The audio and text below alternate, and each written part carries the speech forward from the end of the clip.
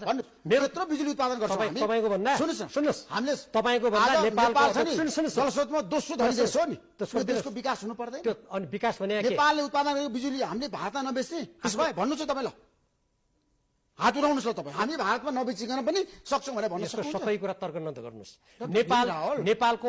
सुन्नुस् छ नि आज हामी उपयोग नगर्ने म धनगढी गएको नेपालमा भएका यता सुन्नु तपाईँ नदी नालाको हामी उपयोग नगर्ने तपाईँ त्यसै छोड्दिने तपाईले आफै मात्रै यत्रो वर्ष आज देशमा केही भएन देशमा विकास भएन तपाईँ कति वर्ष मन्त्री बन्नुभयो तपाईँ मेरो देशको विकास मेरो गर्नुभयो धेरै गफ नगर्नुस् के तपाईँ पत्रकार हो तपाईँ पत्रकार हो कि देशको विकास भयो असममा विकास भयो असमी जनताले तपाईँलाई हेरिरहेको छ ल भन्नुहोस् यहाँ बाटोघाटो सबै पुगेको छ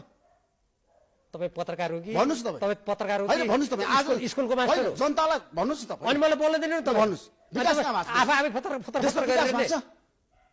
प्रगति उन्नति मेरो भयो? कुरा तपाईँ चुप ल लाग्नुहोस् तपाईँ चुप लाग्नुहोस् मेरो कुरा सुन्नुहोस् भन्नुहोस् मेरो कुरा सुन्नुहोस् देश आज कहाँ पुग्छ? मेरो कुरा कहाँ सुन्नु न। पुग्छ? तपाईँ- लाखौं लाख आज भाषण- युवा युवती विदेशमा गएको छ तपाईँ धेरै भाषण काम नगर्नु, नपाएर तपाईँभन्दा धेरै कुरा मलाई तपाईँको थाहा छ मन हुँदैन क्या? तपाईँ धेरै भाषण नगर्नु न मलाई। साफ। तपाईँलाई भाषण खाली गाली गरेछ गाली गरेछ समय खेर पालेछ